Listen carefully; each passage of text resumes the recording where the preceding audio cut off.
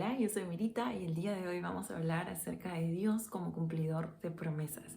El diccionario define la palabra promesa como la voluntad de hacer algo por alguien o dar algo a alguien.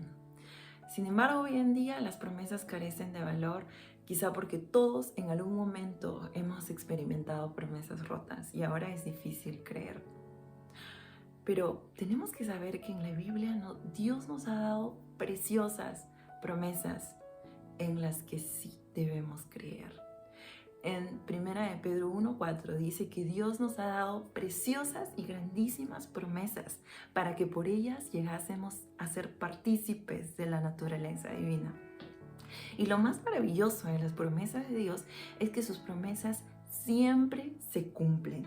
En Números 23:19 dice que todo lo que sale de la boca de Dios, todo lo que Él dice, se ejecutará.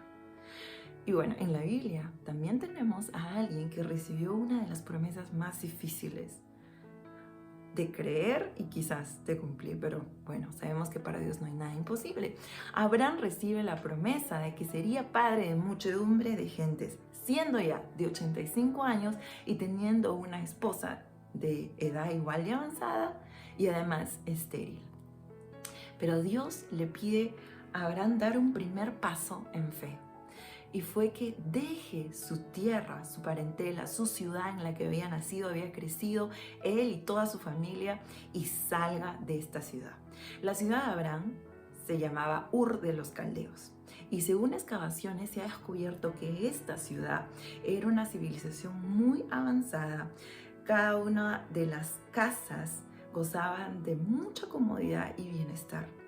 Es más, se ha llegado a comparar esta ciudad con la Babilonia del tiempo de Nabucodonosor. Pero esta ciudad, además de cómoda, rica, llena de bienestar, también estaba llena de idolatría. Y era una ciudad en la que se cometían toda clase de pecados. Y Dios le pide a Abraham, por ello, que deje atrás esta ciudad.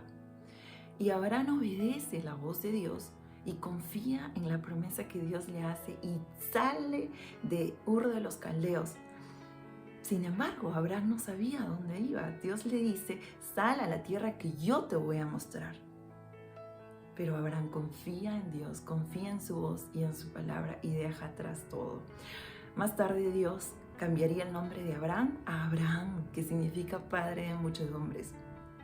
También renovaría su visión pidiéndole que salga y mire el cielo y trate de contar las estrellas y que así sería su descendencia, imposible de contar. Y bueno, como consecuencia de confiar en las promesas de Dios, Abraham recibe a su hijo Isaac, de quien después vendría todo el pueblo de Israel y de quien vendría Jesús, el Salvador del mundo, quien a través de él serían benditas todas las familias de la tierra. Qué hermoso, qué maravilloso ver el cumplimiento de la promesa de Dios en la vida de Abraham. Además tenemos también a Ana. Ana era una mujer estéril y en este tiempo, en el pueblo judío, ser estéril era algo muy mal visto, por lo cual Ana sufría constantes humillaciones. Y llegó un momento en el que Ana ya no pudo más y ya no sintió que sus fuerzas ya no le daban para más y ella decidió rendirse por completo a Dios. Muchas veces Dios espera este momento en nuestras vidas en el que nos demos cuenta que ya no podemos seguir avanzando solos por nuestras propias fuerzas, que lo necesitamos. Ana se rinde a Dios y le pide a Dios un hijo, pero le dice que ese hijo que Dios le daría, ella lo iba a entregar para que sirviera en el templo. Y Dios le responde a Ana, le da un hijo y Ana cumple la promesa de Dios y le entrega a Dios este primer hijo, quien luego sería Samuel, uno de los profetas más grandes de todos los tiempos. Pero ella no sabía si Dios le iba a dar más hijos. Pero ella cumple dándole lo primero a Dios y Dios más tarde le entrega 5 hijos más.